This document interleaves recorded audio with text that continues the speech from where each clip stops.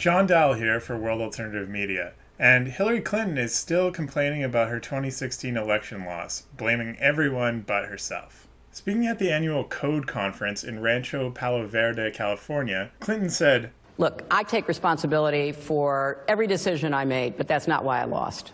During the course of a 75-minute interview with Kara Swisher and Walt Mossberg, Hillary blamed James Comey, the Russians, Vladimir Putin, Netflix, Facebook, Macedonian fake news content farms, WikiLeaks, misogyny, and perhaps most hilariously, negative coverage from the New York Times, whom she accused of covering the email scandal like it was Pearl Harbor. She also accused New York Times staff of being lukewarm in their endorsements of her.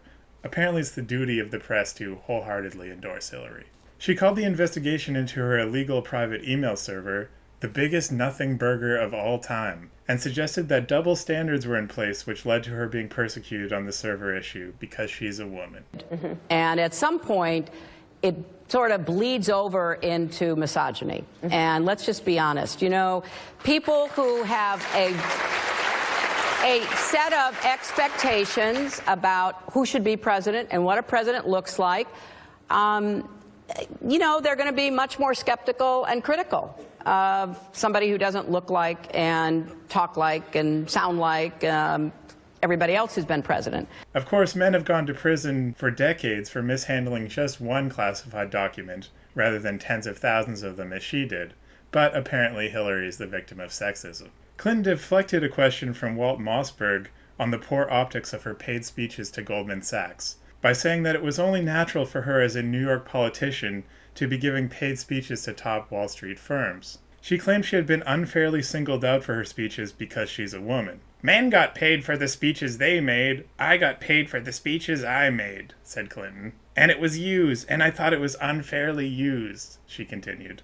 She then went on to blame Russian internet trolls. "If you look at Facebook, the vast majority of the news items posted were fake," she claimed.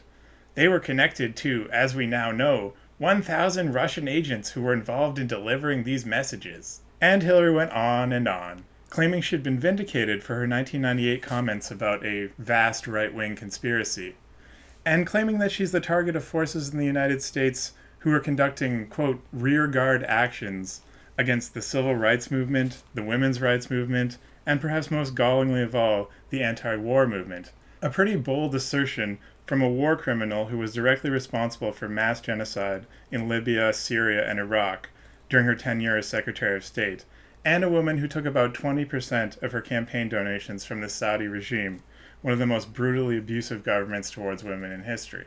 It's crazy that Hillary still has the unabashed gall to flit around complaining to anyone who will listen about her election loss after all the criminality she's been caught in and all the disgrace she's brought to her party. Her campaign was caught colluding with DNC chair Debbie Wasserman Schultz to rig the primaries against Bernie Sanders.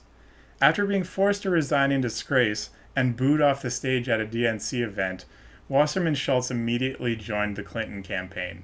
Does Hillary Clinton think no one remembers that? Does she think no one remembers her being fed debate questions by CNN? I know her addled, room temperature IQ supporters don't care about any of that stuff. But outside of that bubble of low information yuppie liberals, people rightly see Hillary as one of the most corrupt figures in American political history.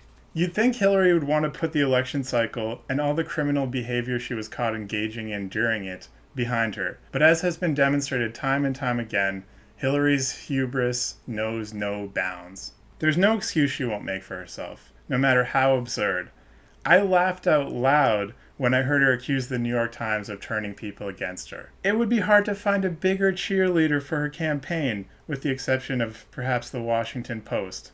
In fact, the New York Times recently fired public editor Liz Spade for criticizing Times staff for making extreme statements about Trump and for stating that the Times should have even-handed coverage of Trump. Hillary is looking under every rock for an excuse for why she lost, blaming Russia for the WikiLeaks which exposed the criminal behavior of her campaign and her slush fund of a foundation which stole money from Haitian earthquake victims as well as others around the world. It's not surprising. Hillary Clinton isn't someone you ever expect to take responsibility for her crimes, and she'll probably go on bleeding about this election until the day she dies. Perhaps the biggest irony is that she's acting exactly as she claimed Trump would if he lost. Back in the fall of 2016, when she was claiming that it was ridiculous to suggest that there could be interference in elections or that elections could be rigged. Back when Trump was stating that he had concerns about that. Of course, now that Hillary's lost, she's blaming it on phantom Russians rigging the election and WikiLeaks exposing her crimes. Nothing surprising, but Hillary, no one's listening.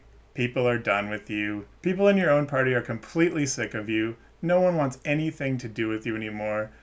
The Clinton name is mud, and rightly so. Hillary, you're going to the ash heap of history, and I say good riddance.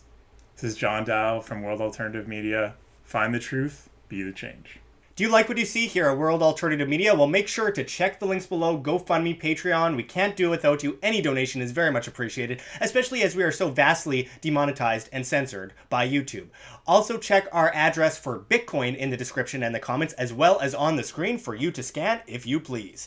And also check our link below for the Red Pill Expo, which takes place June 23rd to 24th in Bozeman, Montana, where you could see people like Robert Kiyosaki, G. Edward Griffin, Richard Gage, Lord Monckton, James Corbett, Jeff Berwick, Cynthia McKinney, Ty Bollinger, Mike Adams, Joel Salatin, and the list goes on and on and on. We hope to see you there, but until next time, we hope you check those links below and click that subscribe button.